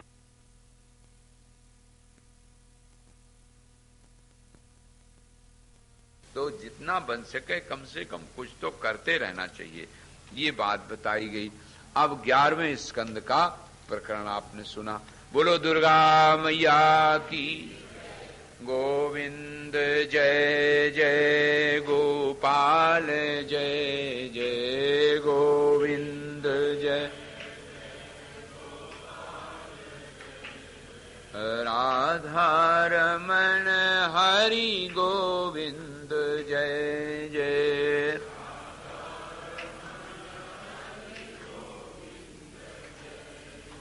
अब 12वें स्कंद में गायत्री की महिमा बताते हैं। नारायण ने कहा कुर्यादन्यन्न वा कुर्याद अनुष्ठानादिकम तथा गायत्री मात्र निष्ठस्तु कृतकृत्यो भवेत् द्विजः। ये जो विधान बताया गया संध्या वंदन तर्पण और विधि विधान ये करे तो बहुत अच्छा है।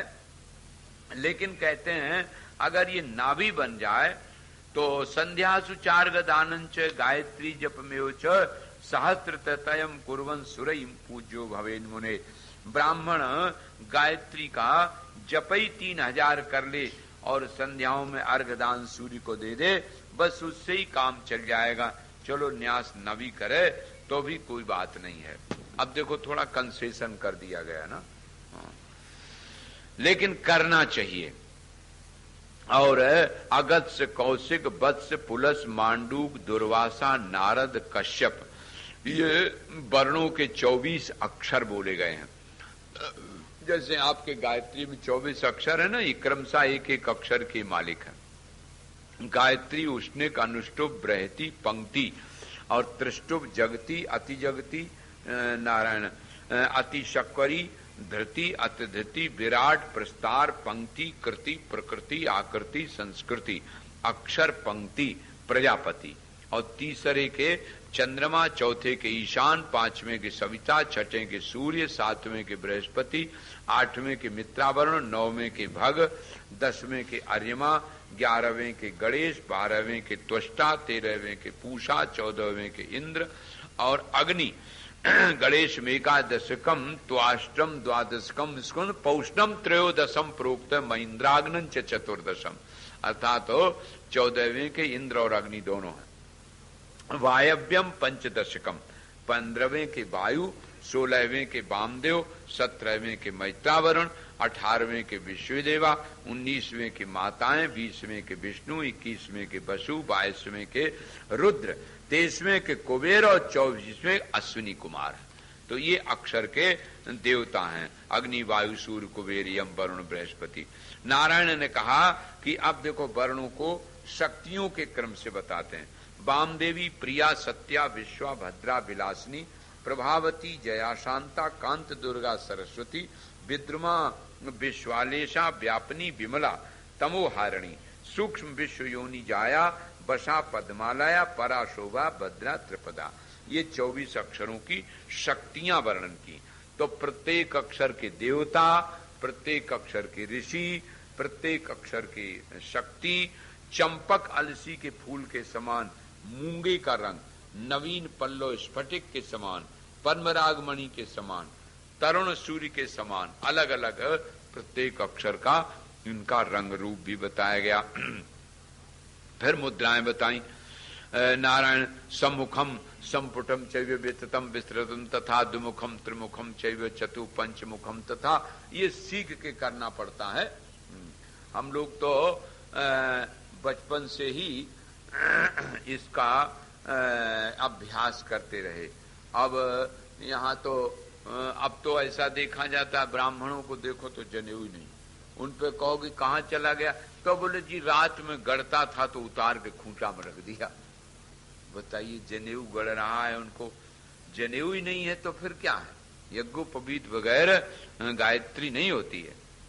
ये मुद्राएं सीखी जाती हैं, इन मुद्राओं को करना चाहिए। चतुष्षष्टि कला विषय पातका योग विद्या।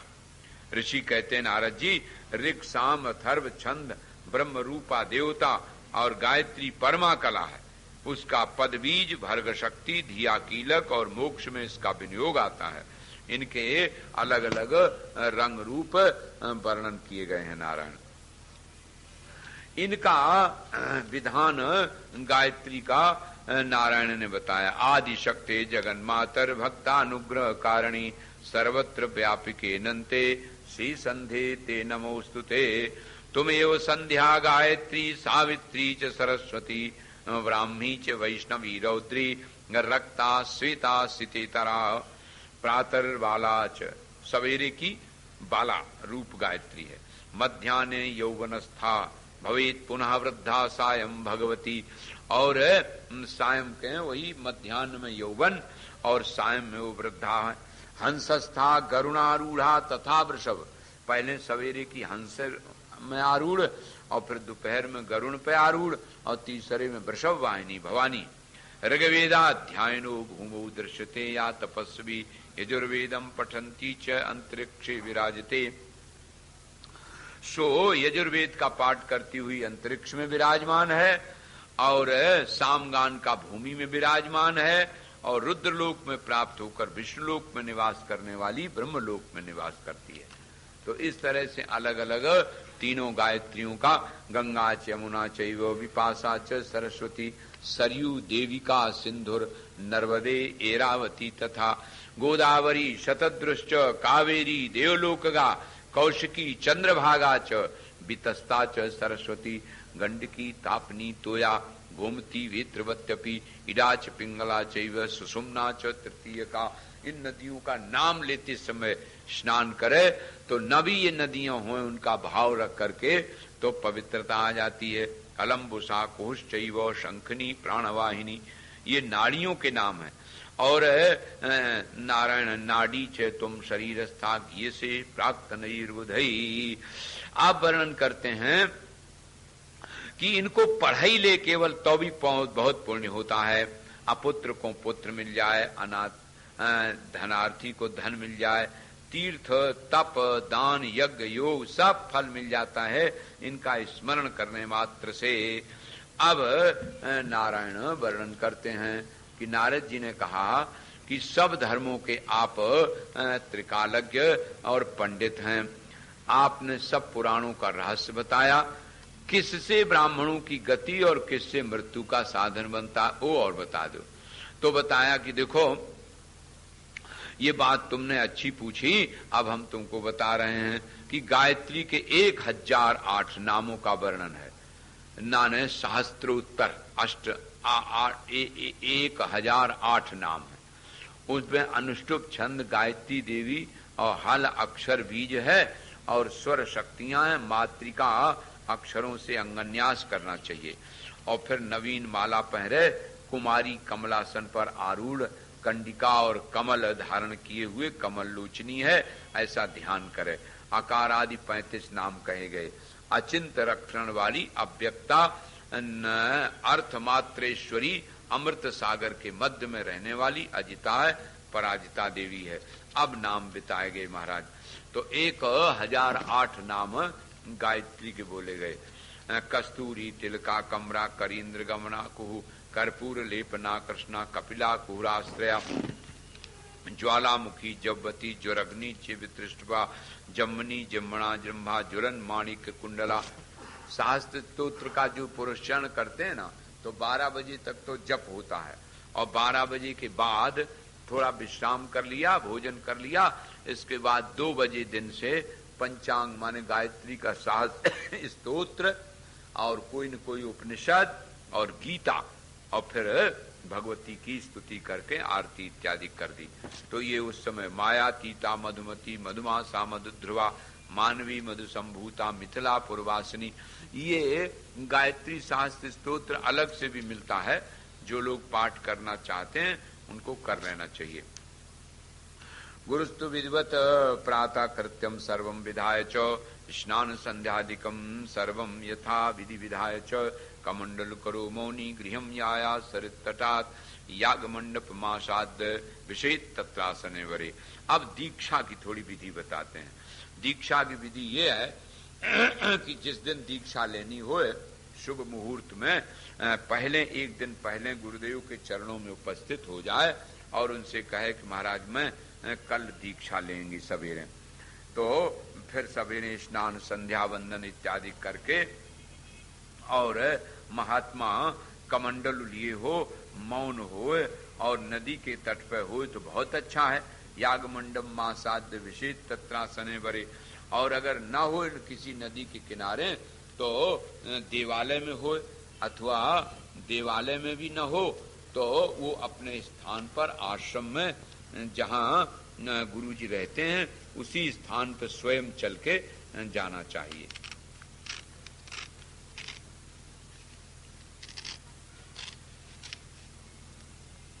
के वहां बैठे, पूरब या उत्तर की ओर मुंह कर ले और नारायण गुरुदेव के विधिवत अर्घ, पाद, चंदन, धूप, दीप नैवेद्य से उनका गुरुदेव का पूजन करे, चरणोदक ले ले और फिर गुरुजी उसको आचमन कराते हैं। प्राणायाम पूर्वक गंध पुष्प से इष्ट देवता की पूजन की, और फिर पहले गणनाथ जी का, गणेश जी का द्वार पर, और प्रथम प्रांत में गणनाथ जी, फिर लक्ष्मी, फिर सरस्वती जी, मंत्र पूर्वक उनका भी पूजन कर दिया। दक्षिण द्वार की शाखा में गंगा और विघ्नेश गणेश जी की पूजा कर दी, क्षेत्रपाल की पूजा कर दी।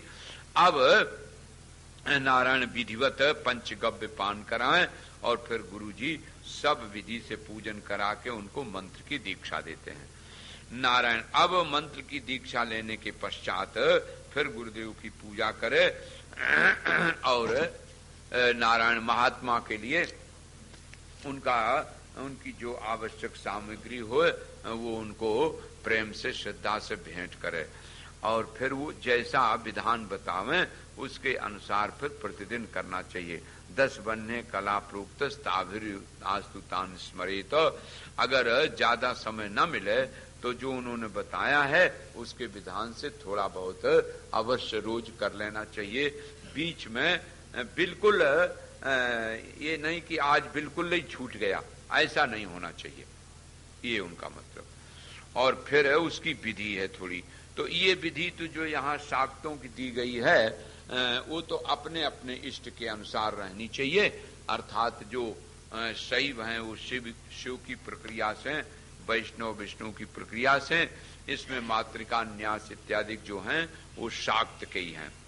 सूर्यस्य 12 कलास्त तलायुक्तांते घोड़सकान्ले। सूर्य की तापनी आदि 12 कला यथाक्रम से उनकी पूजी जाती है और उल्टी मातृका का मूल मंत्र पढ़ा जाता है, और जल से शंख को पूर्ण करके उसमें सोम कला का न्यास करता है, और ओम सोम मंडलाय घोड़स कलात्मने दुर्गा दिव्यर्था अर्घ प्रदाय हृदयाय नमः, इस मंत्र से कुश मुद्रा से जल की पूजा की जाती है। ये भी नारायण विधान है इसी दीक्षा का ही। और फिर पुष्पों से उनका फिर पूजन करे पंचोपचार से, और अपने अपने नारायण सामर्थ्य के अनुसार उनका पूजन करे। और फिर यंत्र अगर बतावें तो यंत्र और तंत्र और मंत्र 3 होते हैं। तो यंत्र की विधि लिखी जाती है भोजपत्र पर या स्वर्ण पर, ताम्र पर, जिस पर लिखे तो यंत्र की विधि होती है। और मंत्र सुनाया जाता है, वो याद कर लेना चाहिए। फिर नाड़ी शोधन कराते हैं। नाड़ी का देवता मूल मंत्रेण गजांत सहस्त्रकम एवं उत्वा ततो देवी संतुष्टाम भावैन मुने। फिर कहते हैं कि अपने अपने वर्ण और संप्रदाय के अनुसार दक्ष कर्ण शिष्योपदेशेत गुरु। गुरुदेव कान के दाहिने कान में मंत्र को बोलता है और उस मंत्र को उसी समय याद कर लेना चाहिए, और ना याद हो सके तो लिख लेवे, कोई हर्ज नहीं। लेकिन नारायण उसी दिन गुरुदेव को सर्वस्व समर्पण करके आहार विहार की शुद्धि उसी दिन करने लेना चाहिए। क्योंकि फिर किसी प्रकार का, देखो आपने पूरी देवी भागवत सुनी, कहीं भी किसी प्रकार से प्रयोग नहीं आया। जैसे हैं देवी पूजक लोग कहते हैं कि तो देवी खून की प्यासी होती है सो बलि लेती है। सब जगह पुष्पों का वर्णन है, सब जगह मधु का वर्णन है और ब्राह्मणों को भोजन कराने का विधान है। ये तो असल में हम लोग बीच में अपने स्वाद के लिए अपना मिला लेते हैं। भगवती के आराधना में कहीं ऐसा वर्णन नहीं। फिर उस महात्मा को दंडवत प्रणवेद भूमौ गुरुम तम देवतात्मकम, उसको बिल्कुल देवता समझ करके दंडे की तरह नारायण उसको प्रणाम करे।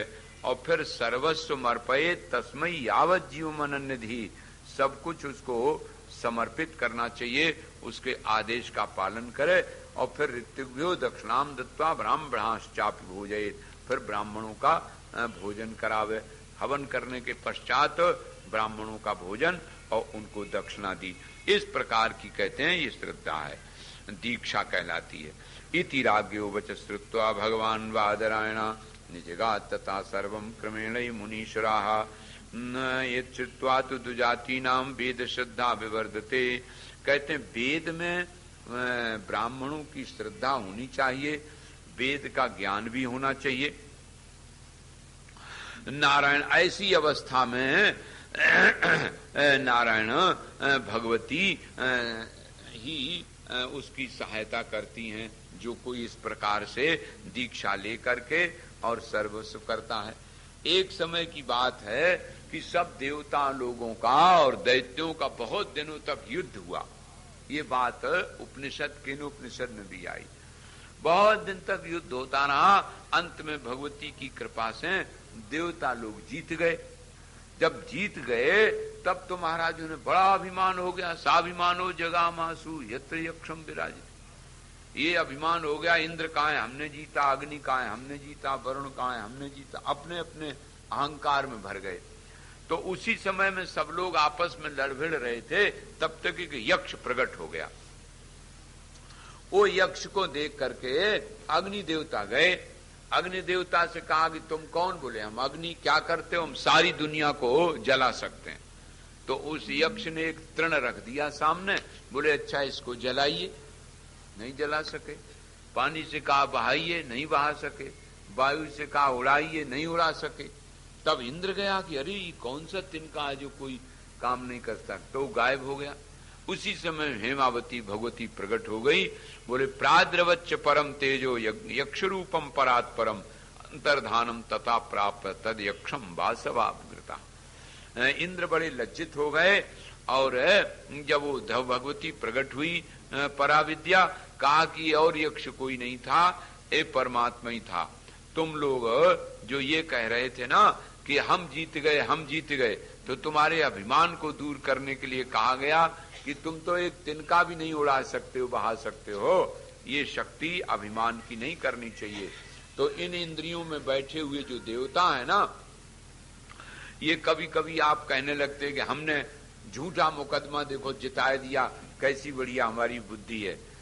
तो ये अभिमान है, हमने ये कर लिया ये कर लिया, ये अभिमान नहीं करना चाहिए।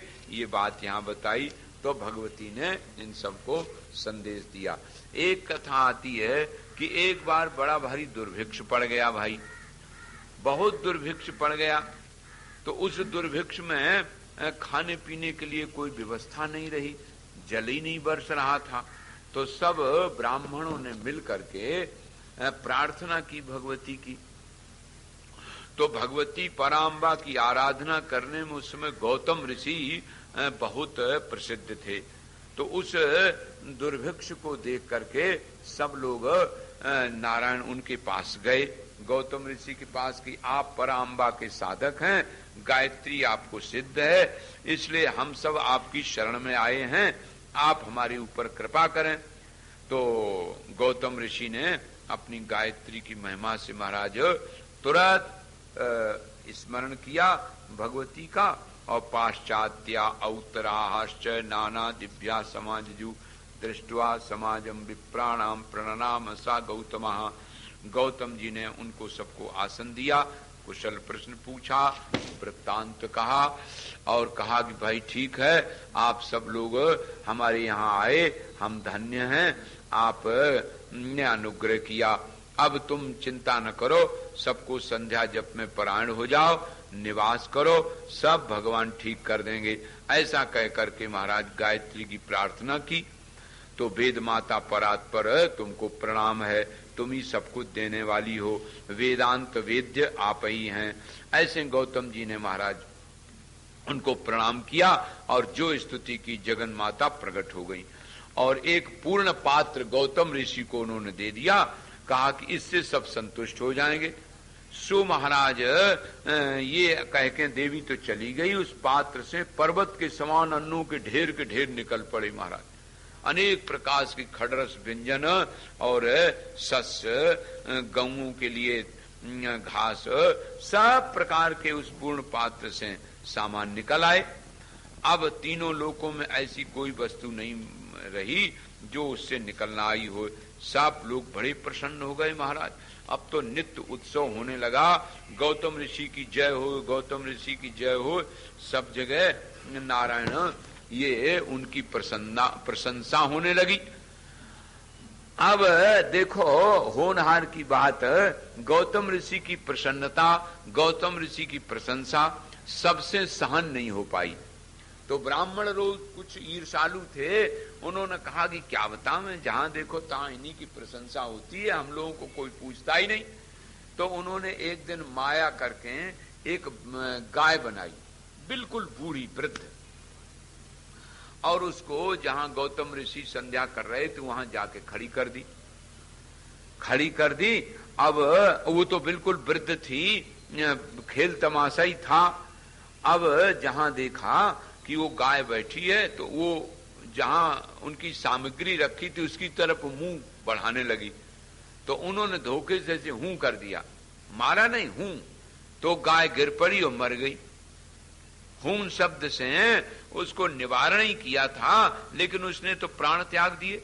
अब ब्राह्मण सब दौड़ पड़े, अरे इसने गाय मार डाली। इस तरह से बड़ा क्रोध आया। लेकिन महाराज ने नेत्र बंद करके जो ध्यान से गायत्री माता का स्मरण किया और देखा कि अरे इन्होंने तो हमको ठगने के लिए ईर्षा के कारण ये माया की गाय बना करके और दिया। तो उनका अरे मूर्खो ब्राह्मणों, वेद माता गायत्री सर्वस्वरूप है, तुम उसके ध्यान और जप से विमुख हो जाओगे, गायत्री तुम्हें त्याग देवेगी और तुम सब अधम हो जाओगे, कलयुग में तुम्हारी कोई पूजा नहीं करेगा। इस तरह से महाराज शाप दे दिया। अब तो ब्राह्मण सब घबरा गए। अब जब घबरा गए और उनकी शरण में गए तो उन्होंने कहा कि देखो भाई, महात्मा प्रसन्न भी बड़े जल्दी हो जाते हैं कि अब हमने कह दिया सो तो कह दिया, लेकिन एक बात है, तुम गायत्री को छोड़ करके दूसरे देवताओं का आराधन करने लगो और तुम्हें कापालिक मत में आसक्त, कुछ बौद्ध शास्त्र में, कुछ पाखंड में और कुछ इधर उधर में चले जाओगे। तो इसलिए अब तुम्हारी बुद्धि चूंकि बदल गई और तुमने ये इस तरह से किया, सो तुम ठग गए। अब नारायण तुमको दूसरा कोई उपाय नहीं है, लेकिन फिर भी किसी तरह से तुम भगवती को प्रसन्न करो, गायत्री का जप करो जाए तो धीरे धीरे शाप तो ये दूर नहीं होगा, लेकिन फिर भी तुम्हें आवश्यकता अनुसार खाने पीने को मिलता रहा करेगा। तो इस प्रकार से जब उन्होंने कहा महाराज, तब इनके ठगने के कारण और इन्होंने जो उनको विशेष रूप से धोखा दिया, इस कारण ब्राह्मणों को अब भी वो शाप लगा हुआ है। इसलिए गायत्री मंत्र की वो महिमा वो नहीं जानते हैं। ये महाराज नारायण ने कहा, क्षत्रि भूतम त्रिजगतो भव संताप नाशकम छाया भूतम तदेवास्ति ब्रह्माणा नाम तु सत्तमम। अब कहते हैं ये जो भगवती मणिद्वीप में जहाँ विराजमान है उसका वर्णन किया कि वहाँ हर प्रकार की ऋतुएं हैं और बड़े ही सुंदर सुंदर तरुवर वृक्ष हैं, उनकी बहुत सी सेवा में उपस्थित रहने वाली देवियां हैं। तेजसा श्याल लक्षण गुणा पूर्व सालात परो नृप, कई कोटे हैं, एक रत्न पर कोटा है और उसमें लाख गुना सुंदर है, जहाँ भुवनेश्वरी यंत्र बना हुआ है उसी में ये नारायण विराजमान रहती हैं। भक्त लोग उनका ध्यान करते हैं और उसी ध्यान से श्रद्धा मेधा मति कांति ये सब प्राप्त हो जाती हैं।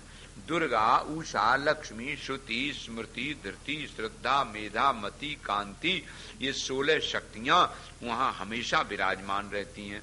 ब्रह्मांड को क्षुभित करने वाली शक्ति संपूर्ण रूप से वहां विराजमान है।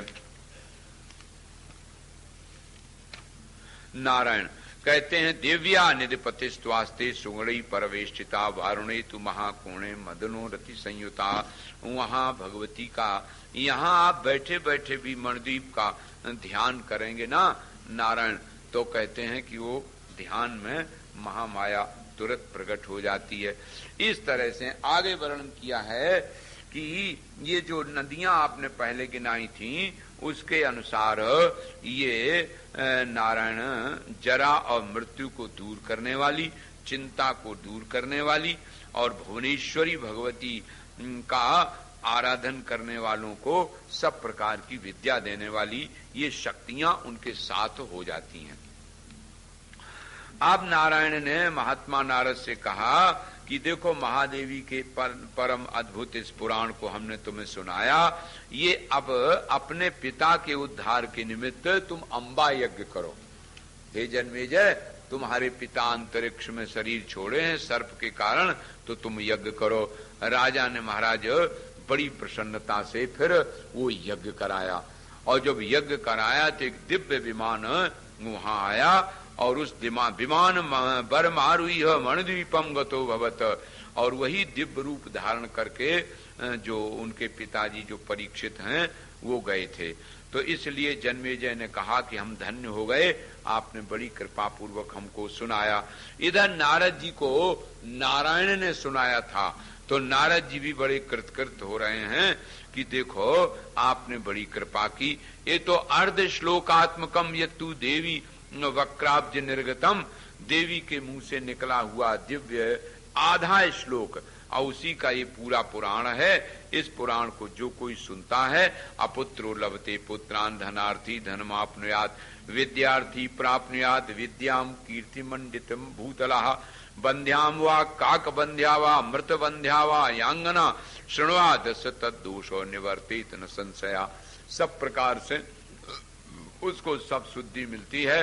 सच्चिदानंद रूपाम ताम गायत्री प्रतिपादिताम नमामि ह्रींमयीं देवी देवीं धियो न प्रचोदयात।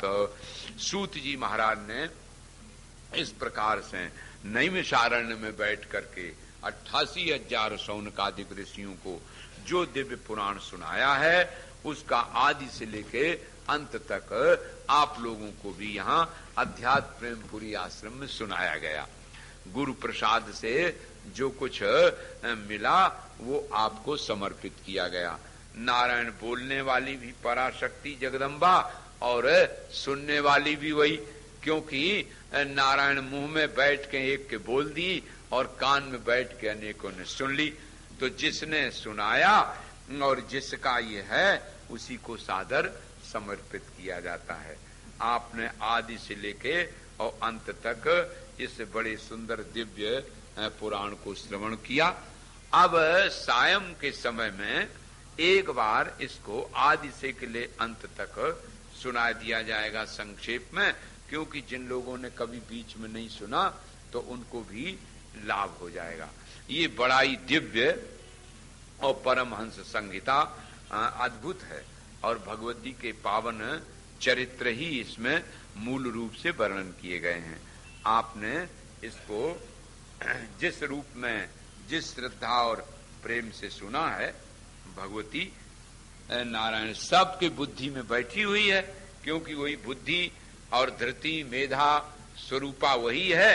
नारायण वो हम सबका कल्याण करने वाली है। बोलो दुर्गा मैया की। इसमें जो बात ज्ञान की, भक्ति की, वैराग्य की आई वो तो पुराण की है, और जो इसमें विनोद की या इधर उधर की आई वो वक्ता की बुद्धि के दोष की होती है। तो नारायण स्मरण से, भगवती के नाम स्मरण मात्र से वो दोष दूर हो जाता है। प्रेम से एक बार दुर्गा मैया की जय बोलो। दुर्गा मैया की। श्री कृष्ण गोविंद हरि मुरारी, हे नाथ नारायण। श्री कृष्ण गोविंद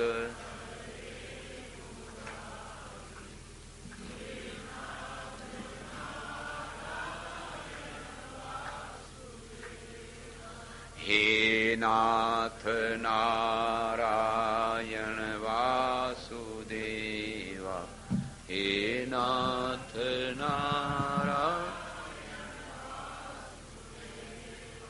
हे नाथ नारायण वासुदेवा, हे नाथ नारायण वासुदेव। श्री कृष्ण गोविंद हरि मुरारी, हे नाथ नारायण वासुदेव। श्री गोविंद हरि मुरारी, हे नाथ नारायण।